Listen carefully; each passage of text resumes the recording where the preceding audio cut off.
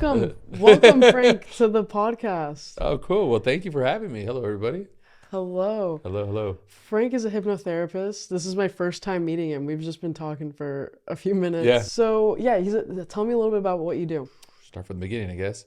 I was working for a politician. I was working for city council. And when I was working for city council, I loved it. It was a lot of fun. And like, you get to do a lot of help for a lot of communities, street lights and potholes. And it was just great. As I was there, though, sometimes the city councilman couldn't show up. It's LA. Traffic is what it is. Mm-hmm. So when he couldn't show up, it would be like, hey, in 1 minute, you're going on stage. Now you give me a day or two to practice, like I'll give you a speech. But Yeah. 1 minute, I'm like, right, breathing hard and not knowing where to go with that. And make a really long story short, I just figured, well, if a hypnotherapist can make people bark like a dog on stage, they can make me a better public speaker. I just needed that quick, like, okay, I could do this, right? Yeah. So I went to a session, and I remember that session, it was just felt like I was relaxed. That's all it was. So I was like, okay, what does this lady do to me, really, right? So I'm driving home, and a tear goes down. I'm like, get back up there, right? Yeah. All macho. Didn't know where that tear came from. I was like, that was strange. I get to work, and I'll never forget, my coworker goes,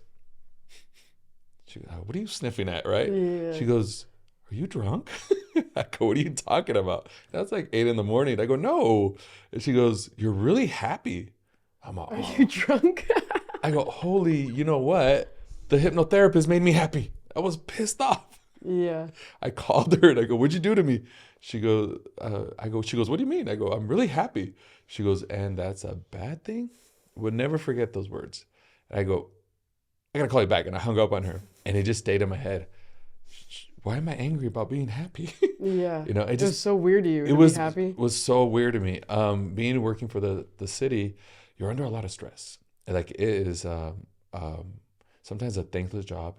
People like, give me this, give me that, and I need a new light. I need a stop sign here, right? But you get but people's lives are in jeopardy sometimes, so it could be very stressful. And I was, trying to play it off that I was fine. So I was like, there's something to this. So I went to more sessions. There was a girl that I was dating at the time, and she was amazing, but a boyfriend before me had attacked her.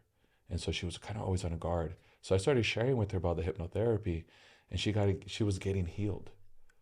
So you were doing you were a I wasn't client, doing hypnotherapy on her but at the you time, were but I was just sharing my experience. because you were seeing a hypnotherapist. I was seeing a Okay. hypnotherapist. Okay. So I was like, there's something more to this. I went to more sessions, and just my life started to really work out. And as I did that, I found myself really drawn to people with fears and phobias, anxiety, traumas, working at a rehab center with helping people out with addictions. So the thing is with those are kind of like the areas that I work at. My expertise come in is in like business coaching. So I love business coaching and life coaching because it's not just the coaching, it's also hypnosis, right? And so what I'm doing is, as I'm talking to people, I also notice, okay, they have a blockage in this area of their business, right? They keep on hitting like this amount of money, but then they hit it and they come back down. So we say there's a subconscious block where it's kind of like homeostasis, right? You're really used to this amount of money. It's kind of like people hit the lottery, right? Yeah. What happens to those people, right? After 3 years, they're like worse. They're way up here. Now they're down here. For sure. They're started here. So you just got to get the subconscious to get used to that amount of money. It's just a number. I mean, now you're in a car that's a lot better, but it's just a number. It's just getting used to it. And so people that are in business, I help them see where they're blocked at and then surpass it, get the roadblocks out of the way. So I love combining the two. So I don't know what the original question was, but there I went down a rabbit hole that I enjoyed. Yeah. You gave me a little backstory of how intrigued you were to super hypnotherapy. intrigued. Yeah. I even remember, I'm going to share a secret with your audience. Okay. The first time I did hypnosis, I think I was 12 years old. And it was, I hypnotized a chicken. No. I did. I hypnotized a chicken. I read a book called The Power of One. The Power of One? Yeah. Sounds familiar. There was a movie about it. And then it was just a little kid. He was in South Africa. And a witch doctor taught him how to hypnotize a chicken. And I read it in the book. And I was like, Well, I grew up on a farm. There was a chicken outside. Oh, Let's do this. you grew up on a farm? I grew up on a farm. That's Yeah. cool. How was Yeah. that? Oh my God. I woke up really early to Yeah, feed everybody. for sure. Yeah, yeah, yeah. 'Cause I have no pets now. Like I had you're done with horses, chickens, geese, ducks, you you name had it. horses. Yeah, yeah, my Dude, best friend. I feel like a lot of people today, their dream is to live on a farm.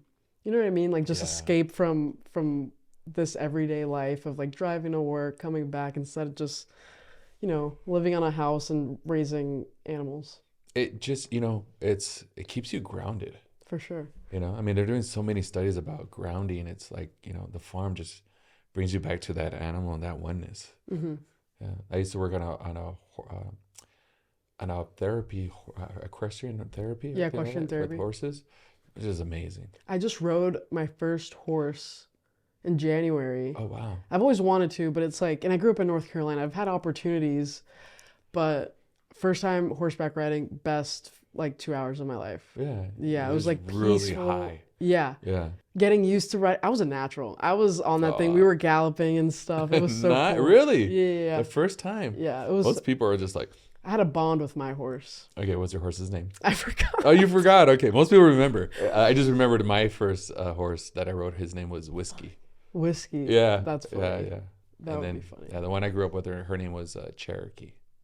Cool. Yeah. She I was like that. A paint.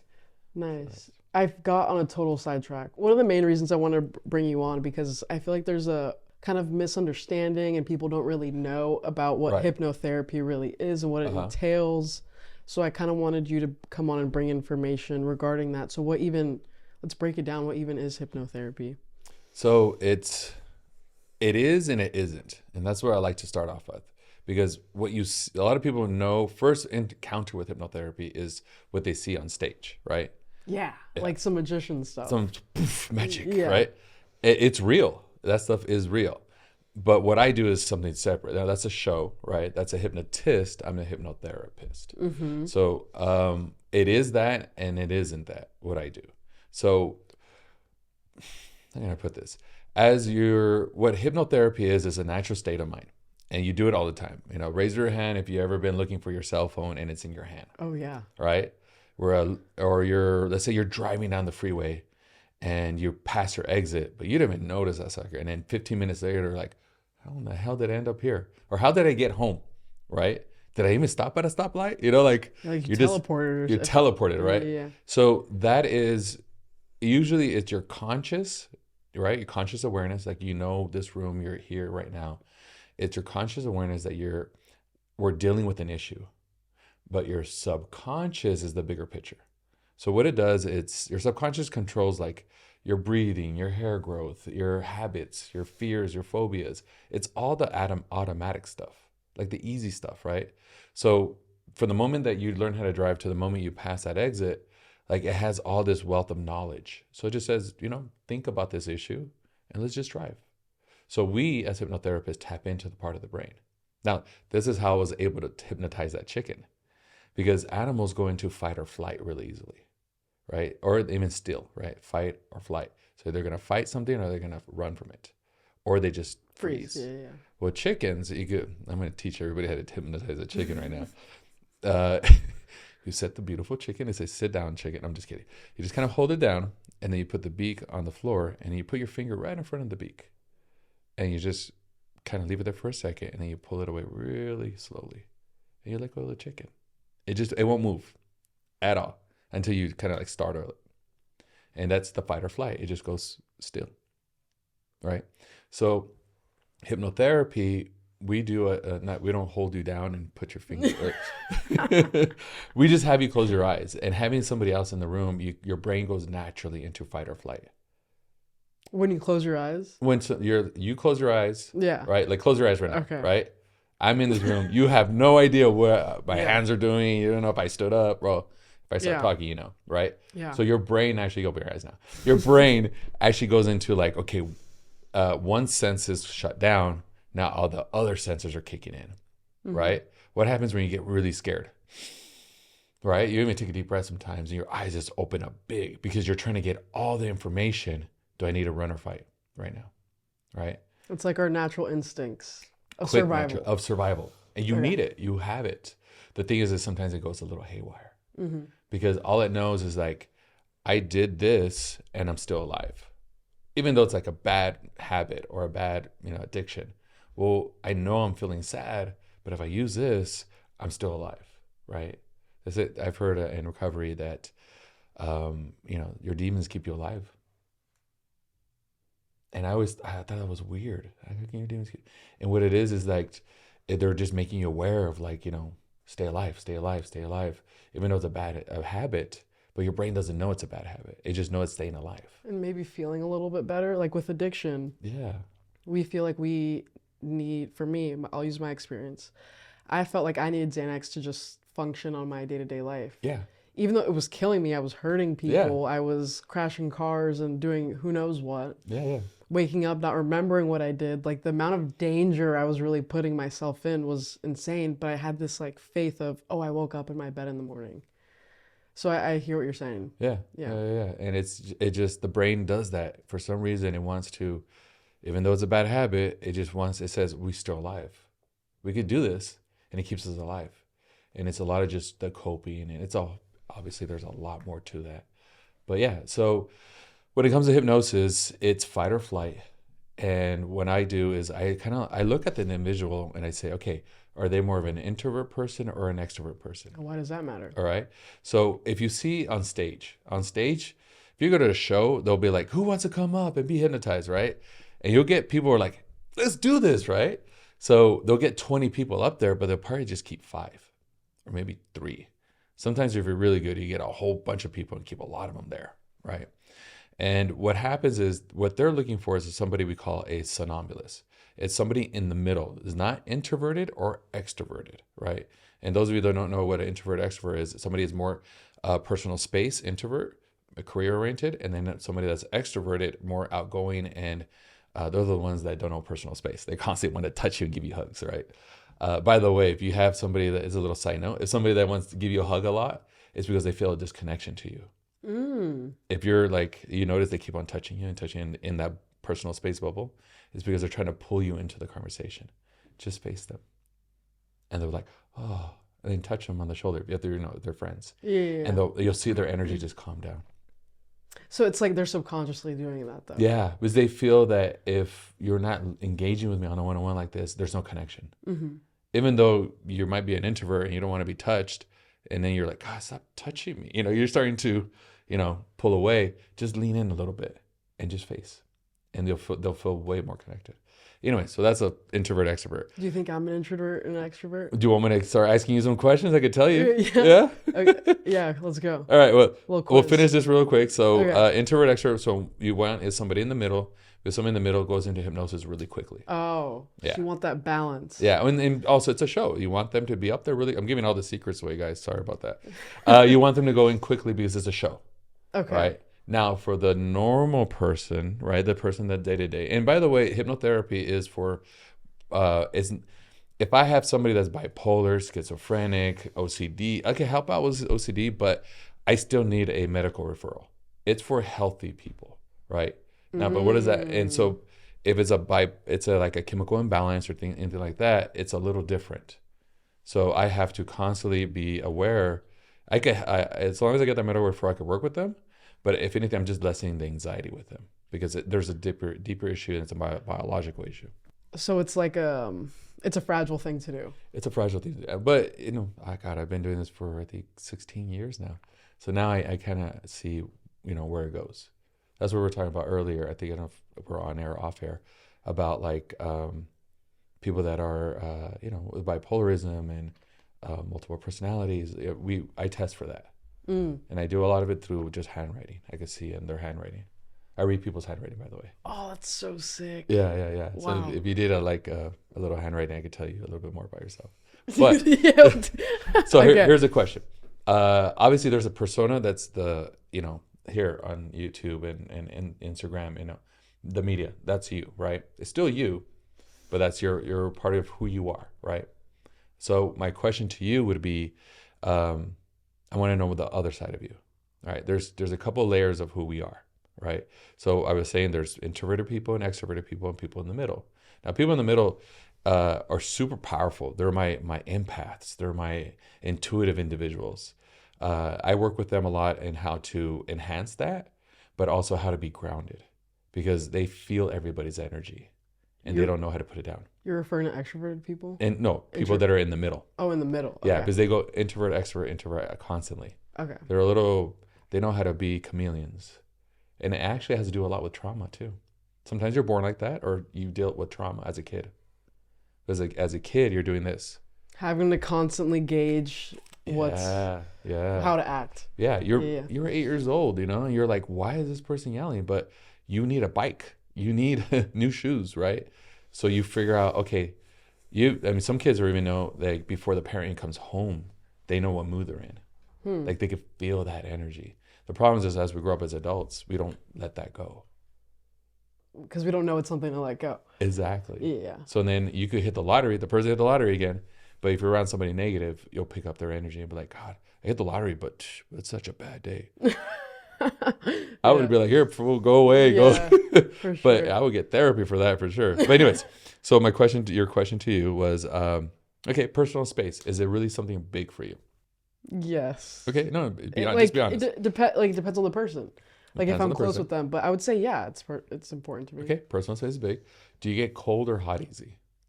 Cold, I think, easy. Yeah?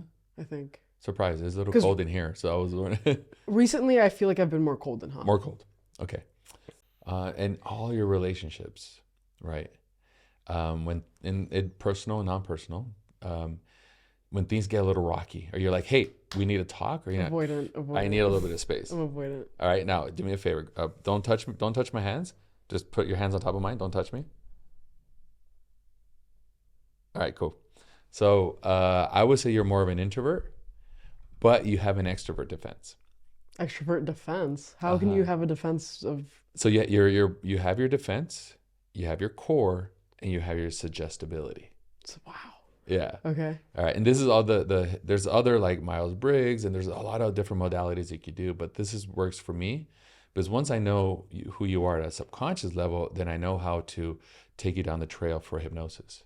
Because how an introvert person, extrovert, or a person in the middle gets into hypnosis, like goes in deep, they go in deep differently. And I have to give them a certain suggestibility to do that. So I would say your defense is extroverted, but since your core is introverted, that you're very career oriented. But the beauty about you is that your extrovert says, okay, since my career is so powerful for me, I get to be outgoing for my career. Okay. Does that make sense? It does. Yeah. It does, and identify. Yeah. So whoever is your significant other, just know that they're going to be completely opposite of you. Not career oriented. Wait, why is that a thing? Is that, like, just who I'm drawn to, or do you really want to date yourself? Maybe some communication stuff, but you would be bored out of your mind. You think? You already know. You think opposites attract? Oh, 100%. And they last longer. Huh. Yeah.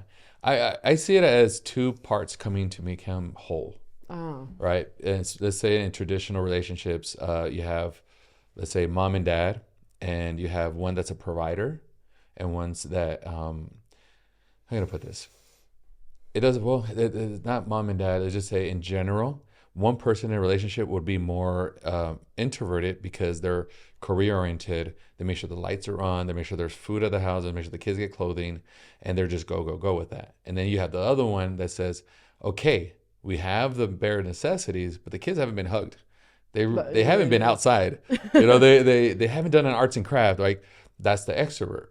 And that's where you want the balance. Yeah, I would say my mom was the keeping the lights on introvert, and then my dad wanted to give the hugs and the affection. Yeah. Do you ever find yourself kind of going back and forth in the middle? Oh, for sure. Yeah, because you just said a key element, and then it would make me misread you right now. So when I said back and forth, I'm okay. Now you're showing me you're a lot more in the middle a lot of times. So whatever your dad is, you pick up his personality. Oh, that's annoying. Have you ever had your mom say, "God, you're just like your father"? I don't think so. No? Okay. Well, that happens a lot. So a lot of times is that usually mom is the But it doesn't really happen all the time like that. It all depends on what you see. But you pick up dad's personality to get more attention from mom. I remember always seeking more of my mom's attention. My dad would get on my nerves. There you go. Yeah. But you act like him in order to get more attention from him. He does something that, as you grow up, because it's when you're born to about 8 years old, you're, actually from like 0 to 8 years old, from 0 to 9 months to, you have a connection to mom because you're constantly, mom's making you. She's feeding you. She's giving you shelter. As you're growing up, this is traditional. Non-traditional, it plays pretty similar. Just whoever is the caregiver. So, I survived because of her. But around 8 years old, you start noticing certain things. And as you get a little older, you're like, okay, every time this guy gets in the house, her attention goes from me to him. It was him, the secondary. If you didn't have a dad, then it could be an uncle, a grandfather, even a teacher, whoever she pays attention to. And then you're like, okay, well, he's doing something better than me. I need to mimic him. So you pick up his personality. Okay. Yeah. So you get all of this and all these play a part into the hypnotherapy. 100%. So that's to answer your question, right? What you were. Yeah. So I'm noticing more introverted, but your dad is the extrovert. So that kind of threw it off. So that's telling me that you might be back and forth. And then a lot of, I know I was talking about addiction, but a lot of times that back and forth messes with us. And sometimes we just need to be grounded. Oh, for sure. So then we go like, well, I need a drink, right? Or I need this, That was my grounding. Yeah. Smoking weed, drinking, and popping pills. There you go. For sure. Yeah, because especially now that I'm sober, I'm getting to realize these different things about myself of like, when I need my alone time or when I'm seeking connection. Mm-hmm. So yeah, these things I'm becoming more aware of, and the importance of like my room and my personal space. There you go. Like that I've those are things I would have never thought about a few years ago, but today I'm more aware of. But yeah, I love going out and doing shit all the time. I like to feel like I'm not wasting time, but I also really care about career a lot. Like I feel like almost my worth comes out of there you go, how good I am career wise. Yeah. So I like to feel successful, Want to hear something kind of interesting? Whatever you are, you will be the opposite of your mom. Oh really? Because you pick up your dad's personality. Yeah. So if your mom is very like career oriented, you'll usually be the opposite. But like I said, with you, there's a little incongruency. Yeah, because so it kind of throws it off. So this is not. It's more. It becomes an art form because nothing's ever. When it comes to humans, right? We're not like just black and white. Yeah, that's what I was just. Yeah, it's very gray. There's a lot that goes into it for sure. To answer your question, it is. This is very important as a hypnotherapist because then I know you at a subconscious level. So for you, I think you would go in fairly quickly, and then there'll be moments where you don't. You're like, I'm in, but I'm out. I'm in, I'm out. So what is that like being under hypnosis? Well, here, I'll give you back your wallet. I'm just kidding. like, am I just staring? Like, do I see anything? My eyes would be closed. Everybody's different. Okay. So introvert people go in very light because they have a big fear of losing control. So they go like, oh, what's this bullshit? I don't know if I could cut. Sorry about that. Yeah, you can. All right, cool. Sure. I didn't even see it. All right. So they're like, this is dumb. You can't hypnotize me because they have a big fear of losing control. Okay. All right. But it usually takes maybe more than one session because they're resistant. And then, but when they go in quick. Okay. They go in deep. And then they're like, what? Like they come out of it like, oh my God, I could finally I just felt like I relaxed. Do you think they're always under some tension? What it is their happy place is up here. People that are very introverted have a tendency to talk very direct. And because they talk so direct, it's because they're thinking before they talk. Yeah, I don't do that sometimes. Yeah. I tell you go back and forth.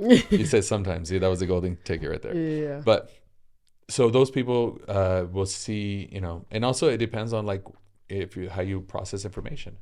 Like you touch your face a lot, right? People that touch your face a lot, they're actually pulling their ear to listen better. Oh, I also do this thing. But you're also very visual. Oh, 100%. Yeah. 100%. You think you look up and touch your face. So that wasn't hypnosis. That's something called NLP, neuro-linguistic programming. And it's not why the brain works, but how the brain works. Yeah, it's a whole other topic, another show. But yeah, so everybody sees something different. If you're more visual, you see more scene, right? If you're more auditorial, maybe you'll hear more things. It's just what's custom to you. Some people just see a light, they're like, I see a dark light. All right, talk to the light.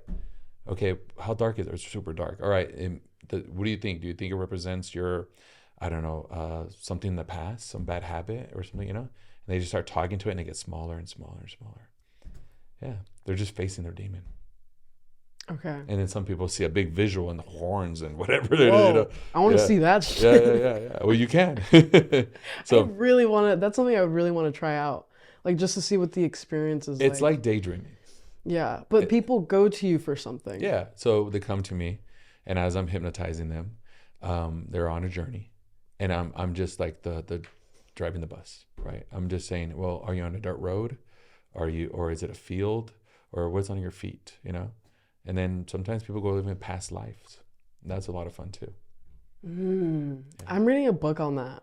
What is it called? Many Lives, Many Masters? No. It's by Dr. Michael Newton. I need to figure it out because I've already forgotten like 3 things in this episode. And it's something from the book I remember is something that was very powerful. Yeah, he was a hypnotherapist. Oh, okay. He would put people under and then they would go see their book please.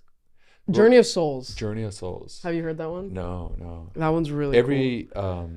Every person is a different journey. And when it comes to past lives, I don't bring it up unless the person brings it up. Because it could be against their religion, it could be against their ethics. Yeah, for sure. Everybody has their own thing. And that's respectful. It has nothing to do with me. It's their journey. That's very respectful. Yeah. It doesn't matter what I believe in or not. It's what they believe in. Okay. So I was saying is that, but yeah, everybody sees something different. So not everybody sees something visual. Some people just hear things or a feeling even. And all of a sudden that feeling of release. Yeah. Yeah. But everybody goes in different. So the introvert takes a little longer. So I have certain techniques that I have to do with them. And then an extrovert person goes in quick. But as they go in quick, they kind of go light, right? They go quick, but they kind of go like, this is fun. What's going on? Extrovert people are very excited. Yeah. And those are the ones you'll actually get on stage too. But they will, they're like, am I under? I'm just going to have fun. Like they just want to party and have a good time. Yeah. So what is the benefits, overall benefits of hypnosis? We talked about why you kind of got into it because of your experience and then kind of how the approach is with different people and their personality types and how important that is, as well as the link in with trauma. Yeah. And we all have our different coping mechanisms to like meet that middle. So we feel okay, the fight or flight and the freeze. Yeah. But as they're going through this journey of hypnotherapy, what are the benefits? What do people start experiencing? So it really comes down to what you want to work on. Okay. All right. And then from there, it just expands, right? Think of it like a pebble in a pond, right? You throw that pebble, it hits that pond, and it just has a ripple effect. So what ends up happening is, let's say you come to me for anxiety, and we're able to get rid of that anxiety. Like we get rid of anxiety. But the thing is you're like, what does that mean? Getting rid of anxiety? Yeah. It's usually because of something. So once we try to get rid of the symptoms, we're trying to calm it down and give you the tools in order to, let's just say, self-hypnotize, but how to regulate yourself in hypnosis so you could do it during the day. I have a side question. Please. So do you believe in like the cause and effect, kind of like, so this happened, this is why you have anxiety, like prolonged anxiety for years upon years. And until you tackle that thing that happened, you'll continue to have this anxiety. Do you believe that's a thing? Or are we just born with anxiety, or we're born with it in our, I don't know. So now you're going deeper. How much time do we have? Because there is like, there's a chemical imbalance. There's a whole bunch of stuff. There's nothing, like, again, nothing's black and white. Even like with anxiety, I mean, if your blood sugar's off, right? Wow. You didn't eat that day. I always ask, my favorite is ask, does diabetes or hypoglycemia run in your family? Because then it might run with you. There's usually a genetic link. So when your sugar drops, like here's a great one. All right, I'm going to give you a quick little story. Sometimes I get people that they're afraid of flying, right? Super afraid. And I'm like, okay, well, tell me about your first time flying. Well, I felt okay when I went up. I go, were you afraid before going? Yeah, I was afraid, but I was fine. I go, okay, so how many beers did you have before you got on that flight? They're like, their eyes open up like, how'd you know, right? And they go, well, maybe two. I go, all right, you maybe had 6 or 7, right? Like they're just super scared, so they're trying to cope. Yeah. So they go on the flight drunk as hell. And if it's a flight longer than, I don't know, a certain amount of hours, what is alcohol? It's sugar. And it drops. And you don't have any food in your system because your body, what does it do? It goes in fight or flight, right? And once your body goes fight or flight, hunger shuts down. So now you're in a plane hungry, moody, and the buzz went away. And you're now realizing things are shaking, right? You're on a plane and you're shaking and it's just turbulence. Not all turbulence is bad, right? Yeah. And your brain goes into, oh my God, I don't like flying. I don't like flying. And it gets worse and worse and worse. If you don't have food as an energy source, what's the next source? Your body? I don't know. Well, fat's under the source, but this is, you need something fast. What would be a next fast energy source besides a Red Bull? Adrenaline. And all of a sudden, a shot of adrenaline goes into you because you're in fight or flight mode. And you're sitting there and you got a cold sweat. And all that energy, where's it going to go? It doesn't go anywhere. You're not fighting anything. Yeah. It goes straight to your heart, to your brain. And now you're just anxiety. You're just amped up. You're like amped for no up. reason. And now you're associating this feeling, which should have been something to save you, is now a full-blown panic attack. Oh. So what ended up happening is that it becomes that sense of like, okay, every time I go on a flight, I get a panic attack. So your brain gets a hook towards that and trying to save you.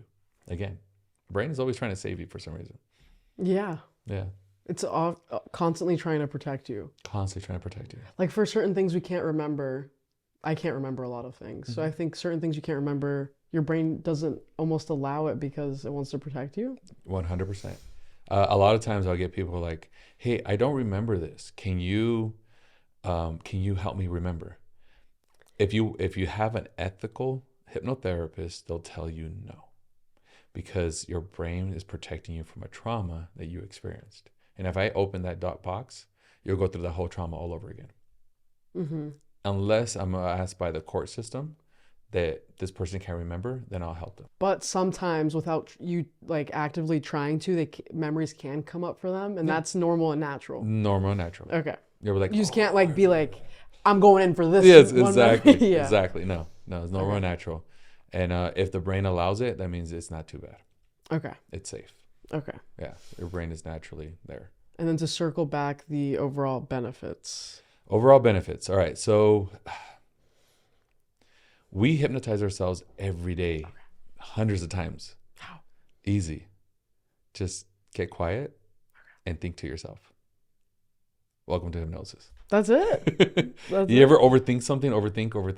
Oh, yeah. That's just what hypnosis is. It's you talking to yourself. It's just overreactive. So maybe like it's also kind of like a form of meditation. Yeah. You know, I'm going to share a really cool technique with everybody. A great technique. Have you ever gone to bed angry? I'm sure. Yeah. Yeah. And the next day, are you happy or you're like even more pissed off? It depends. Let's say you're really pissed off and you go to bed angry. I wake up not wanting to do the next day sometimes. Yeah, but you're pissed. Yeah. And what you did was you self-hypnotize yourself to be even more pissed off. Hypnosis is not that you're asleep or awake. You're in the middle. So if you're laying in bed just before you're falling asleep, whatever that thought is, you're reinforcing it. So a benefit, that's okay. The benefit is that once you kind of understand you have a lot of control, you can start changing bad habits on your own, right? Be careful what you say to yourself. You don't want to say, I don't want to do this. You say like, oh, I get to not do that. I get to not do that. Yeah. Self-talk is very important. Very important. Okay. Yeah. So you have the benefits of hypnotherapy is that you have traditional therapy, which is what we say is like 10 to 12% of your brain. All right. It's talk therapy, and you go for years. And I'm not going to knock therapy. Trust me. I have a big, deep respect for therapy. I've been through it myself, and it's good. And it gives you tools, it gives you techniques, and you dig in deep, and then, oh, this is where it came from. With hypnotherapy, though, we deal into the 88% of who you are, which is your subconscious. Now, there is your brain where they need, certain type of pills and things like that. But with your subconscious, what we tap into is let's say there's a negative experience, let's say about that flying, right? Or a negative experience, something happened to your childhood. So what we do is go into that area and take that negativity and change it into a positive. And one of my favorite things to do, because it was so powerful for me, was inner child work. Oh yeah. So much Oh yeah. like it's fun. You the first part of your life is like learning everything, and then the second part of it is you're trying to get rid of it. Like you're just trying to heal from for the first part you just learned. That's so true. Yeah. So it's very powerful in the sense to help you survive. Right, as a kid, you're just a sponge and absorbing your environment. Yeah. So when, like, let's say I have somebody is, I don't know, that witnessed something terrible as a kid, and now as an adult, like, they're still being reacted. A lot of us from that trauma, we still haven't grown up from that trauma. So what I do is in hypnosis, whatever age it happened, this is where I get a little emotional. I have you talk to that little kid. So if it happened at you at, like, the youngest I've heard was 3 years old, Yes, I remember my childhood. For me, it was 4 years old. But they're like, I remember exactly. It was in the kitchen and this happened, da, da, da, da. And, you only got 4 years of life. And what are you experiencing right there? Like you just know, like, I'm in danger. This is what's going on. And you're like, what are you going to do? So I won't take you back to that what happened, but I'll take you back to the little kid, and you get to see yourself as a 4 or 3 year old. That's cool. 8 years old. And it's just, if you don't cry from that alone, man, I don't know who you are, right? The little Frankie sitting there and little you there, like it's a whole experience. So then we have the little one. And then every time that, let's say, you witness something bad and then there's a person there, right? A male, female, whoever that person represents, every time you see that person or someone like them, you're triggered by them. And relationships are like that. You get triggered by people that, you're doing the same thing that they did. Yeah. Even though it's a different person and they didn't really mean it like that, they're just being funny or something, your trigger comes in. Yeah. What I say is the 4-year-old, that 3-year-old kicks in. So when we talk to that little one, it was like, listen, I am this old, or I have a child that is your age, and you're talking to yourself. We get to take back control. Just so you know, if that ever happened again, I would not let it happen. So that little inner child goes, oh, you mean I don't have to protect this no more? Mm-hmm. Yeah. That's crazy. Yeah. I would love to see the visuals of that. Oh, it's super cool. And it's a natural high. I bet. I believe it. The visuals are there. I believe it. And you come off, like, when you come out of the hypnosis, everybody already tells me, like, when they're walking, they feel like a little extra spring in their step. And you feel lighter, like you just lost all this weight. And all it is that emotional baggage you've been carrying. Okay. And everybody's like, let's say somebody coming in for a certain trauma that they notice is still triggering them. Their recovery journey is time is different. How long have, like, let's say you've worked with like one client, maybe like the average time? Well, it depends on the situation. Like if I have somebody that's like I had this little girl, she was awesome. She had a big fear of dogs. And she would just freak out. And the dogs were, I think some dog growled at her or even snapped at her or something. And from that moment on, she was just, no, not going to happen. Within one session, it was gone. Oh, wow. Yeah. But then I had another little girl and same thing happened. And within 10 sessions, it was gone. Oh, yeah. So everybody's different, So sometimes like let's say stop smoking, there's certain situations for smokers that if they're more of a traditional smoker or a habit smoker, then I know, what's the difference? So a ritual, let me make sure I got it right here. there's a replacement smoker. Now I said it right. So a replacement smoker is somebody that is, let's say you witness some trauma. Like let's say you're in, I know I'm looking at the screen for some reason. I can see my voice going up and down. So you witness some trauma. Let's say you're in a war or something, right? You never smoked before. Now you're just replacing. Now you saw by accident, or somebody passed away. Now you're smoking, right? You're just replacing. You're not dealing with it, so your brain is using. Okay. Those I can actually help faster because it wasn't part of their DNA, because it was just something to replace, to cope with, right? So I take them through stages of loss. Even just moving, like say you're from, like here in LA, we have a lot of transplants. Even just moving from New York to here, Me. right? Like you're this beautiful place over here, right? Yeah. And it's like, well, I can't walk down the street and go to the store. I got to go where? Like, well, for you got to throw bread out the window to get out of here. That's another story, people.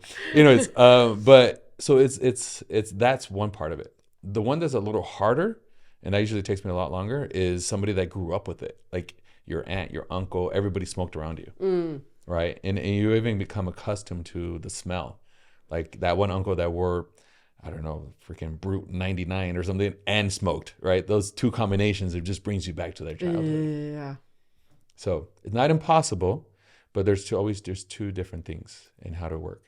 There's other variations, but those are like the two main. So what I say, I think I'm habitual. Yeah, I noticed. Yeah, because it's a thing. And I have friends that have quit vaping. But well, okay, wait. You said habitual, so I'm gonna bring you back.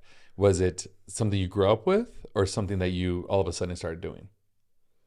The only smoking growing up that was around was my dad smoking weed. Okay.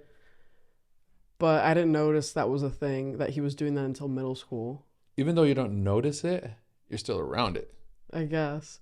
You're a sponge, remember? Yeah. So that's when. Yeah, so he was smoking, I guess, my whole life, my dad. Could it be a connection to him? Maybe. I don't know. I initially was smoking Black and Milds. Oh, those are. And like BLKs. They smell great. I love them. You do? Yeah, I love Black and And then weed, and then when I came to treatment, I switched to cigarettes, and then now I barely smoke cigarettes. I just do it sometimes because it's like, oh, I want to burn something. But this I picked up like sophomore year of high school a few years ago. Mm-hmm. And also, if you don't want to get rid of it, it won't go away. Exactly. So it's your call. It's comforting as fuck. Yeah. Like through this, yeah. But then my question would be, here comes the hypnotherapy part, right? What would be another comfort that you could replace it with? Because that's just not the only comfort in the world. Are you talking about a healthy comfort? Because I can think of negative ones. You get to what? I can think of negative other comforts to replace it with, but not positive ones. But you see how your brain goes there. Yeah. Because I'm like, oh, food. I can just like have a snack all the time.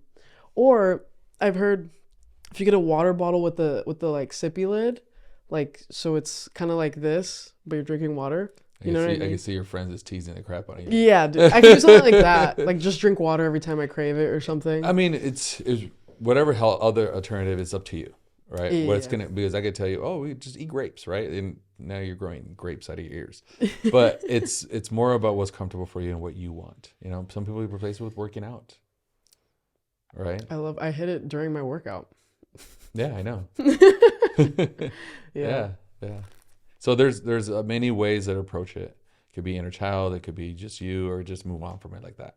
Mm-hmm. Yeah. So, but it's also, you have to want to, right? And I say that because a lot of my introverts are like, well, you can't hypnotize me, right? Well, I don't want to. You have to want to be hypnotized. 100%. It's because your brain is super strong. And if it doesn't want to be hypnotized, it won't happen. This is why when the hypnotist has you on stage, he knows who's the introvert and just went up there to see if they can be hypnotized. And he was like, I'm not going to waste my time with you. Get off. Okay. And there's certain techniques we do in order to see what they are. Okay, cool. I feel like I've learned so much. So do you think you've experienced any stigma doing this work, or have you seen it? Oh my God, yes. My favorite is, don't look at my eyes. Really? Yeah, oh my God. Because as soon as I say I'm a hypnotherapist, they think I'm going to do something with my eyes. And again, but this is a proven fact that hypnosis is a natural state of mind. It's the way I think the stigma came along is one of the stage stuff. It helps me, but sometimes that people think that's what it is. That's why I always make a joke that I have your wallet, just to get them little out of the it's not my thing. I don't like making fun of people. That's not fun of people because it's a great show, and sometimes people are like, oh my God, I can't believe I did that. Right? I enjoy it. But my passion is in the therapy part of it. The therapeutic. Because I got so much about it. So much about healing for myself, right? Mm-hmm. So, the eyes, the way you get to think about it like hypnosis is the medicine person, the healer. You'll see movies where they're dancing, all that stuff. What they're doing is overwhelming you with message units. close your eyes, you're overwhelmed now. You're like, what is he doing? He's snapping his fingers. What is going on, right? Yeah, it feels dangerous to just close my eyes with other people in the room. Exactly. It's a safety thing. Yeah. So we've learned, now we know the science, because hypnotherapy is a science. It's energy, it's feeling, it's science, that your theta waves, I believe, you're dipping into your subconscious. But you're dipping into that science part of it. But the medicine person, you have a belief that they're going to help you.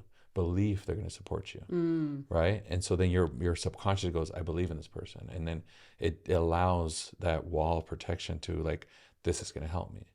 Now, some people think it's like the placebo effect. To me, it's like, who cares what it is? Science, placebo, energy, as long as it works. This is why with my clients, I don't care what your belief system is. It's what is going to help you, right? If you believe in past life or not, doesn't matter. It's but what you believe. Yeah. Dude, yeah. Thank you for coming on and breaking misconceptions, breaking the stigma, and providing information and awareness to hypnotherapy. 100%. Here's your wallet, by the way. Thank you. I appreciate it.